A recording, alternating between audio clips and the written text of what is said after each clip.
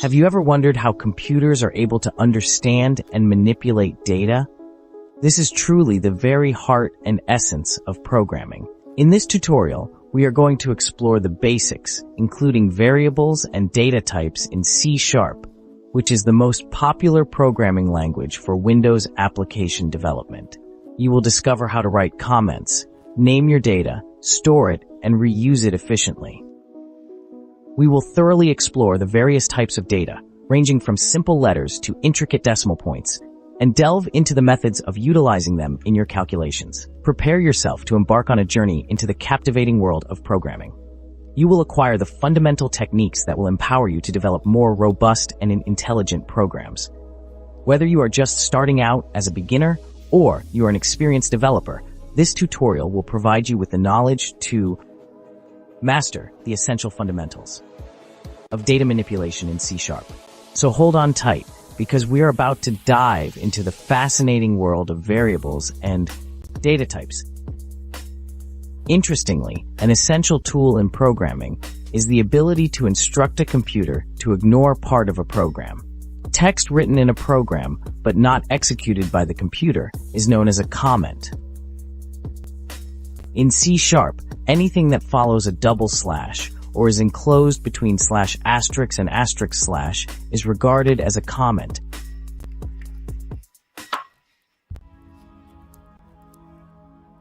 Comments can provide valuable context as to why something is written the way it is. They help others reading the code to understand it more quickly. You can also ignore a line of code and see how a program will work without it. Developers often use // for short one-line comments, and enclosed between /* and */ for anything longer. But the choice ultimately is yours. Now, let's add a comment to the code just above the console WriteLine statement. This comment will explain what the program does. For our first comment, we'll add a short description. Explain what the program does in this comment.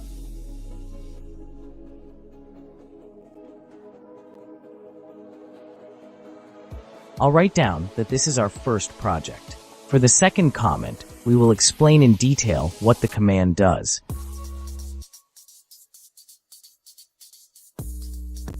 The console.WriteLine command shows hello world in the console.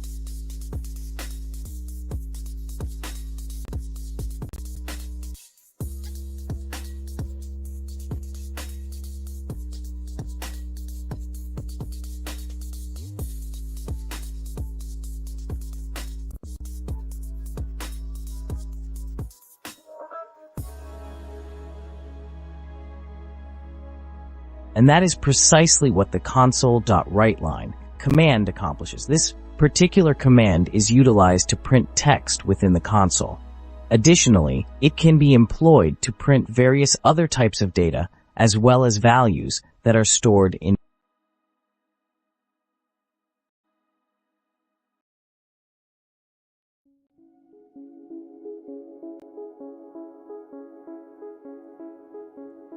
We also have the console.WriteLine command written like this.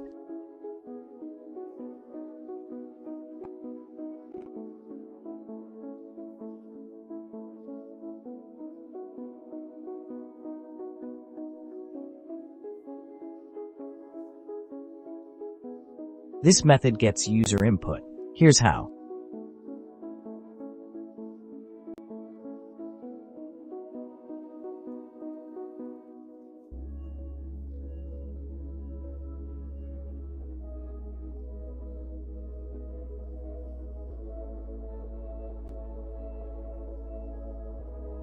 This method can also be utilized to prompt the user to press enter on the keyboard. For instance, here's an example of how console.readLine and WriteLine can be used. We can request you to print out your age, then ask you to enter your age, and finally display your age. Let's give it a try.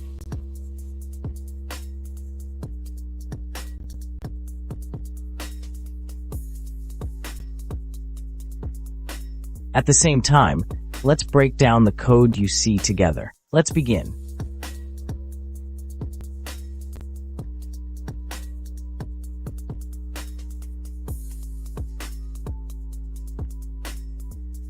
The first command is console.writeLine.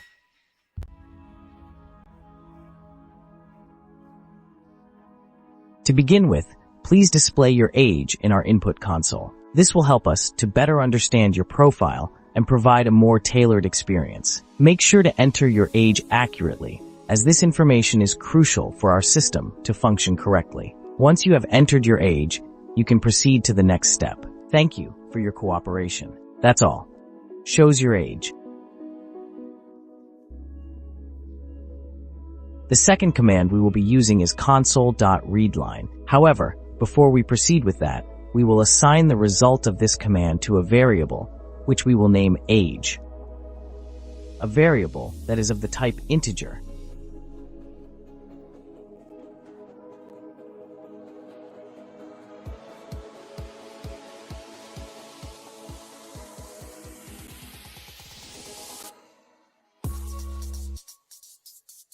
Since console.readLine is a string type, as you can see here, we can't implicitly convert the string type to an int. It's important to remember that these types are different and require explicit conversion. We need an int.parse.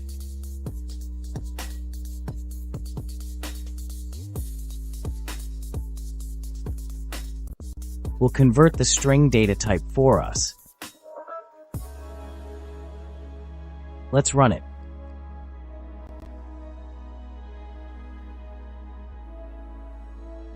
Here it gives us your age. Say. And that's all. It takes into consideration what we have written down. And finally, we want to display our age. And to do this, we're going to make another console.routeLine to display your age.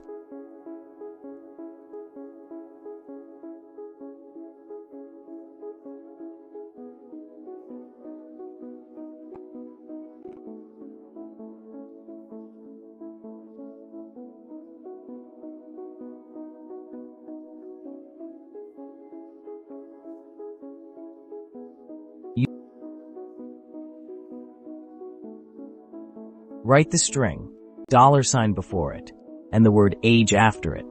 Then we close our command.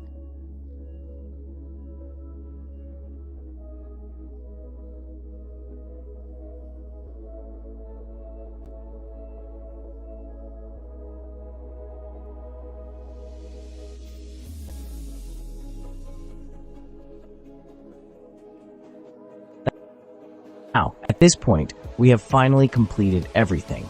After all the steps and processes, we can say that we are done. Alright, here we go. We put in 10 years. And voila, it indicates that you are 10 years old. We can try again.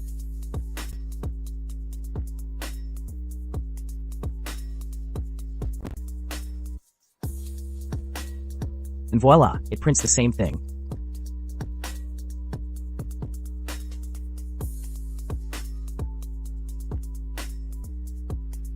You're probably wondering if there's an easier way to write "Hello World" in the console, and also a way to reuse that text in our program without needing to write "Hello World" every single time.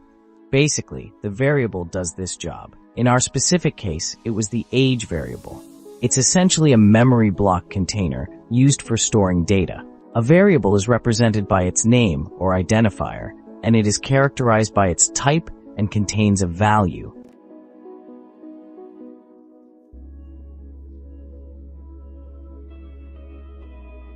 The identifier must be unique. It should be made up of letters, numbers, and underscores, and it must begin with a letter or an underscore. For instance, here is an example of a variable. We can observe the data type, which is a string, and also the name of it. Let's start with the identifier hello. It's crucial as it names the variable or function. Running the program will display "Hello World." This output is a common first step in learning any new programming language. But what exactly is a data type, you may ask? Well, there are many different types of data. To start with, we have the string type. This is a character string, which is a sequence of characters that are enclosed in quotation marks. It goes string is immutable, its contents can't be changed. For instance, hello. The second type is integer.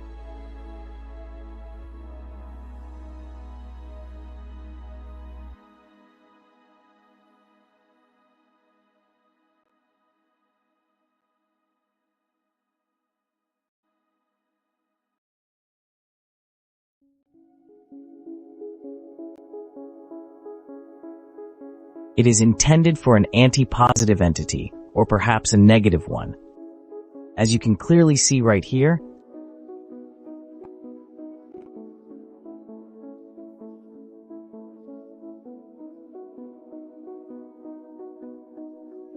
we also have the Boolean data type,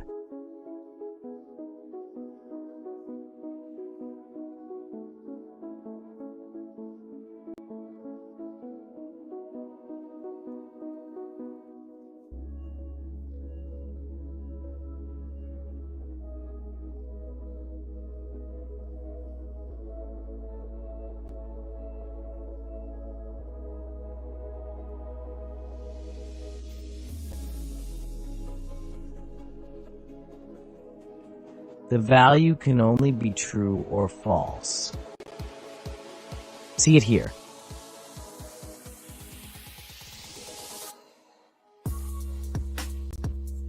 And if we try to put in another value, it will throw an error, because this type must always be either true or false.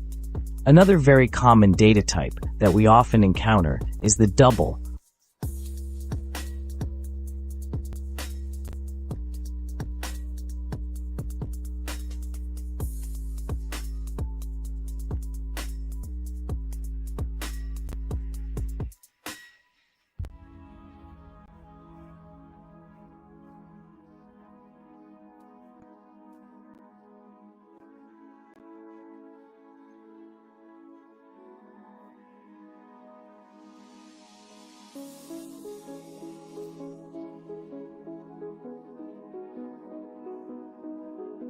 Which represents a number with a decimal point.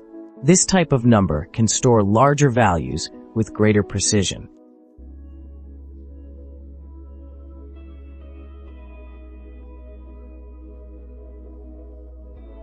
There you go.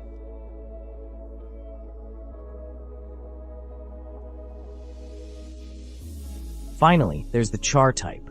This is specifically used for storing and representing a single character, such as a letter, digit, or symbol, surrounded by single quotes used for emphasis or quotations. They provide clarity and highlight specific words or phrases. In written English, single quotes are for quotes within quotes, especially in British English. They can also be stylistic, affecting the text's tone.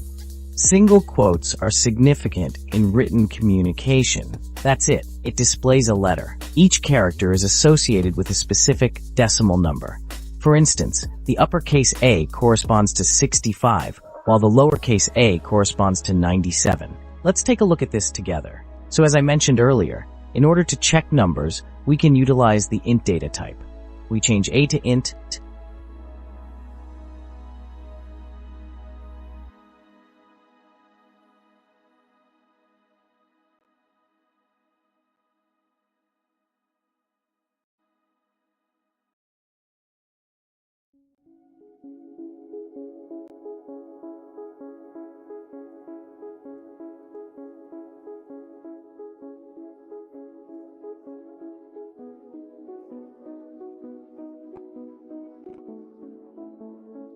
and there you have it.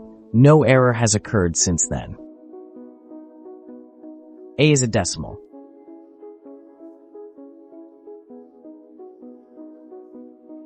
I believe that the double will also do the same. Work, since it's a decimal, as I mentioned earlier. However, for the time being, we will continue using int.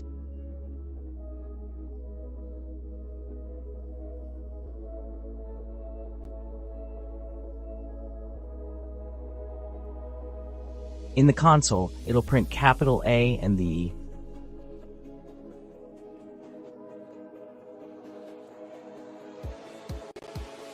decimal value of A, so we clear and display what we have.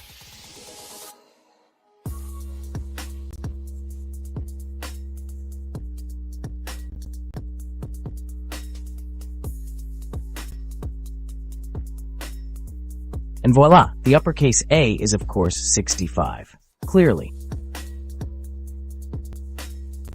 Now we check with lowercase a.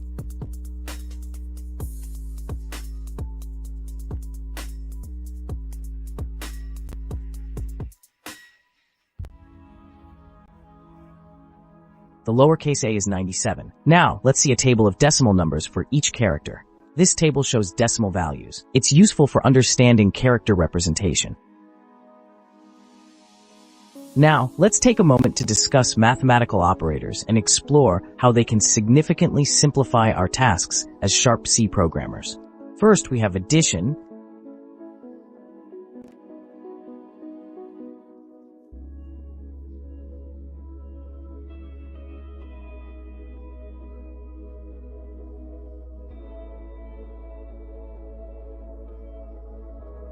let's put our knowledge into practice. Let's create a variable with the name of num. Type int, which will be the number 9. Next, type the hard num, which will be 10. After that, we will display the result of adding these two numbers together.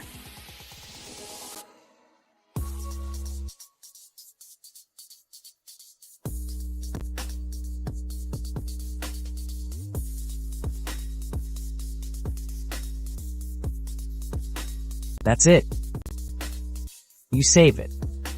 Afterwards, we proceed to execute it.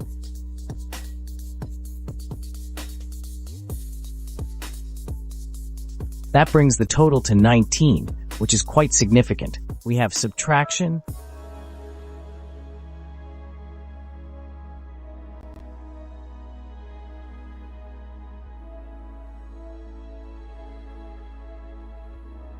and there it is.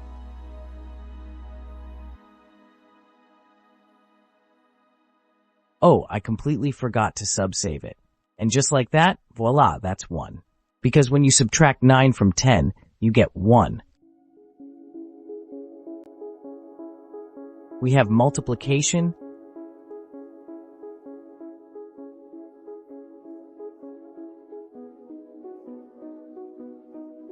which will provide a total of 90 in the end. And finally, we have the division.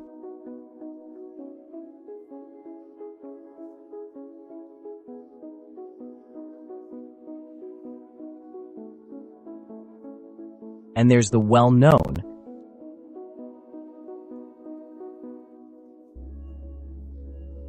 modulo 3, and here's the modulo.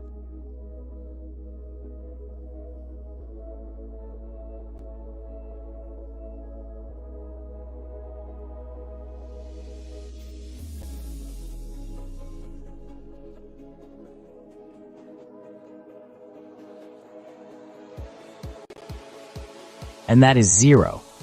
This is because it gives us the remainder when dividing 15 by 3. Let's do 16. That gives 1.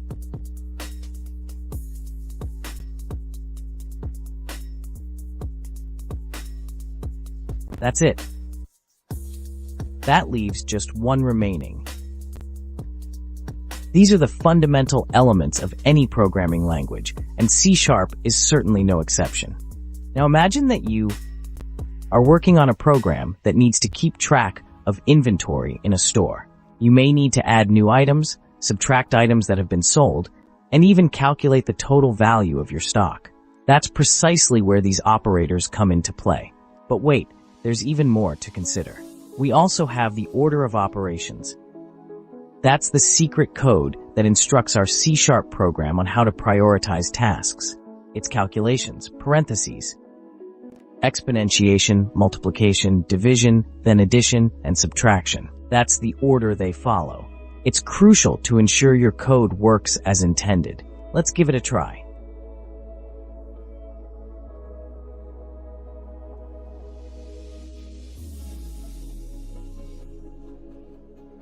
We'll make more variables for our example.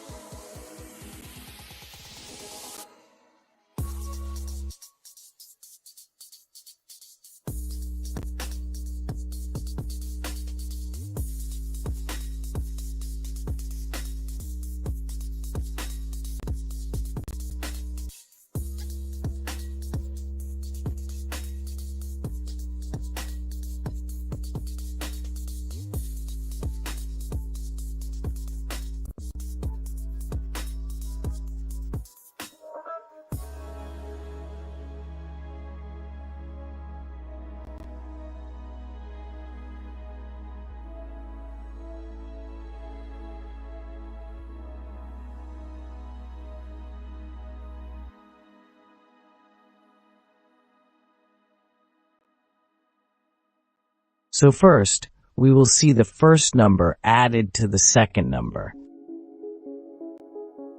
Next, we will multiply it by the third number.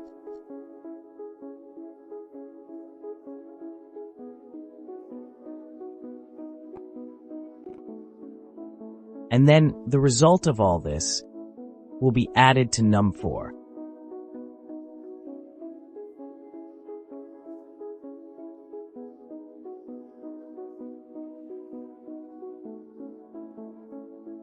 You can see it here. And here is the result. It makes 185. And let's not forget about the compound assignment operators. These are truly the real MVPs in the world of operators. They have the ability to combine an assignment with an arithmetic operation, which gives your code a clean, efficient, and oh-so-satisfying appearance. Just imagine typing x plus or equals 5 instead of x plus 5. It's like having a secret shortcut that will leave your fellow developers shaking their heads in amazement. Here are some examples of using compound assignment.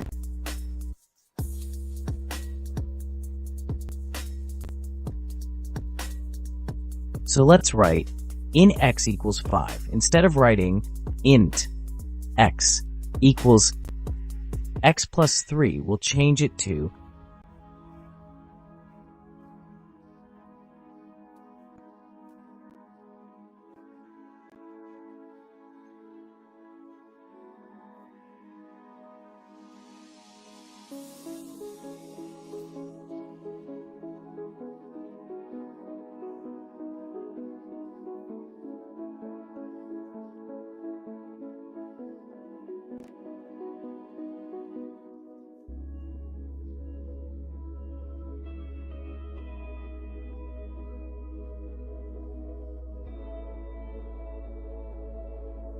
This will display the final result of 8.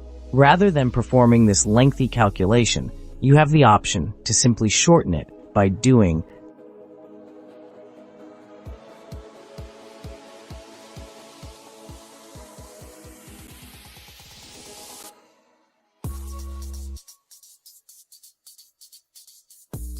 even simpler.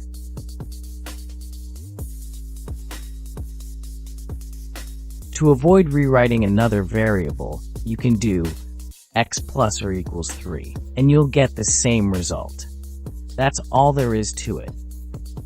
You can also use it to subtract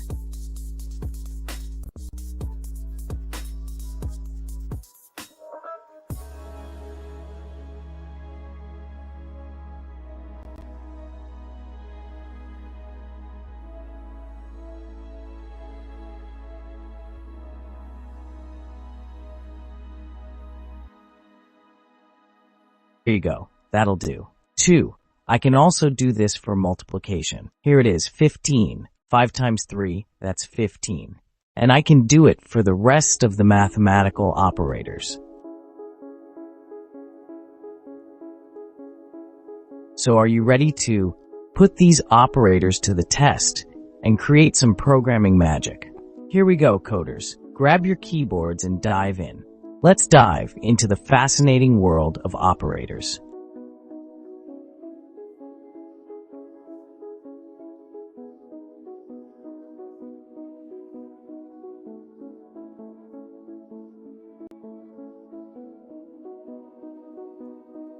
First of all, we're going to create a temperature converter. Imagine you're a scientist working on a program for converting temperatures. Your objective is to take a temperature in Celsius and convert it to Fahrenheit. It sounds simple, doesn't it? Well, let's break this code down and see how int.parse makes it all possible. First, we'll write the line to display that you need to enter a number of degrees.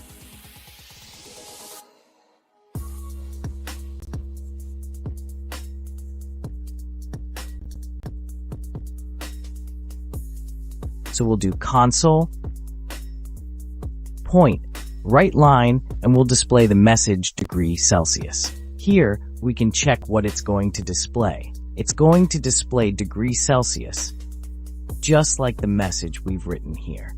Next, you'll want to enter the number of degrees you want to convert to Fahrenheit. To do this, we'll need to send console readline command.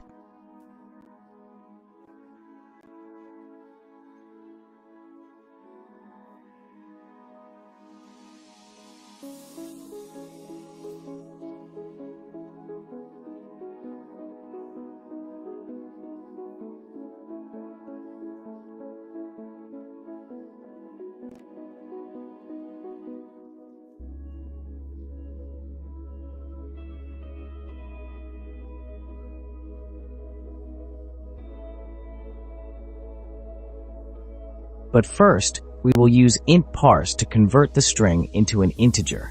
That's all there is to it. Now, let's give it another try. Next, you have the option of entering, for example, 10 degrees, but we still don't have the conversion in place.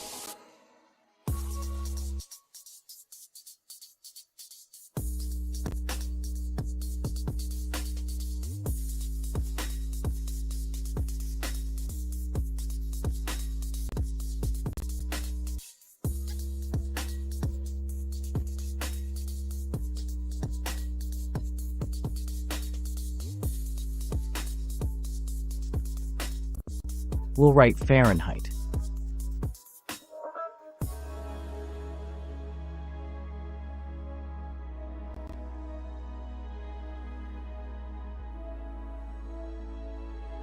And voila. So finally, in this line, we're going to write the conversion. Just give me a moment, and I'll look up the conversion formula for you.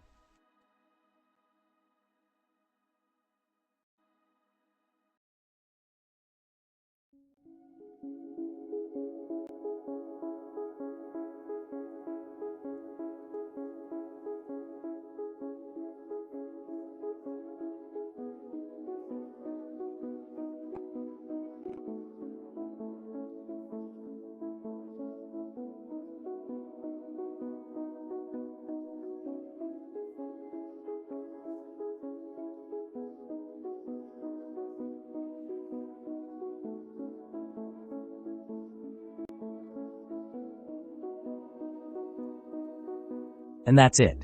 So what do? Instead of 0 degrees Celsius, you put the temperature you've entered here. Multiply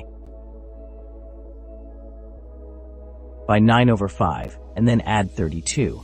And don't forget the Fahrenheit degree sign. Now we can try to run it. Let's put in 10 degrees Celsius. That's it. That's 50 degrees Fahrenheit. And that is the correct answer. Here, 10 degrees Celsius is equal to 50 degrees Fahrenheit.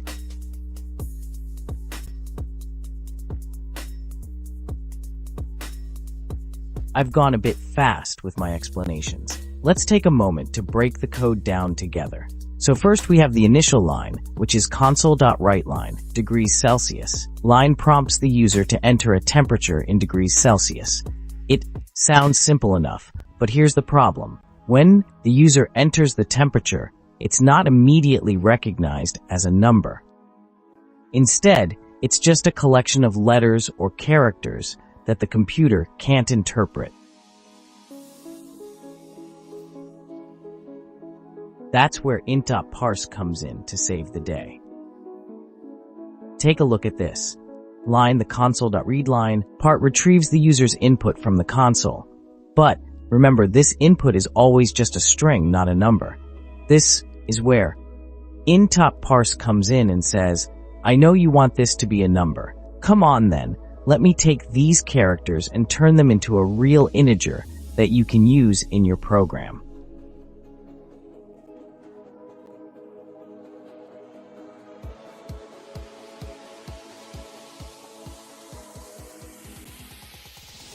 Once int.parse has worked its magic, the temperature entered by the user is now stored in the temp variable as a nice, neat little number. This number can now be used for various interesting calculations. For instance, converting it to degrees Fahrenheit The following line of code will handle that conversion for us.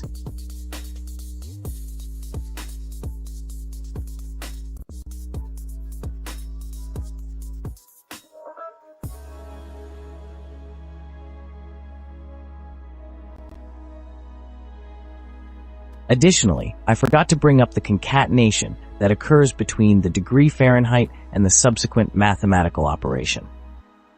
This connection is quite important and should not be overlooked when considering the overall calculations. Concatenation, in fact, occurs when you gather several elements to make one. It's a bit like gluing pieces together to create something bigger. For example, imagine that you have two pieces of paper and you want to make a single sheet. You can glue them edge to edge, create a large sheet of paper. It's the same with programming. However, instead of pieces of paper, they're words, numbers, or other elements. For instance, let's say you have the word hello and the word world. You can put them together to get hello world. This phrase is glued together. Concatenation. You've invented a new word by combining the two together. In our specific case, we pasted the 50 degrees Fahrenheit.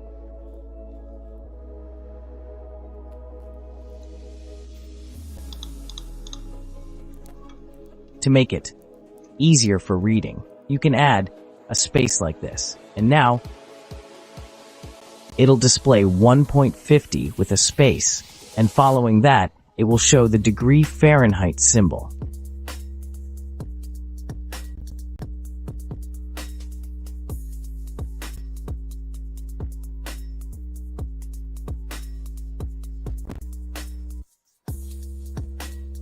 In programming, concatenation is often used to create sentences, messages, or even usernames from various different elements and components. It's a very practical way to build and to make what you create more personal using a computer.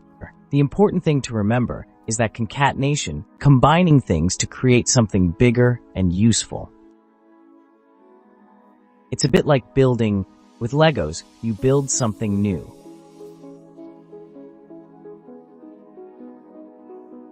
Thanks to the knowledge you have gained, you can easily perform automated calculations without doing them manually. It's a great way to save time and concentrate on other more important tasks. That's all for this video. Don't hesitate to leave me comments if you didn't understand certain concepts, and don't forget to like and subscribe to my channel. See you later, folks.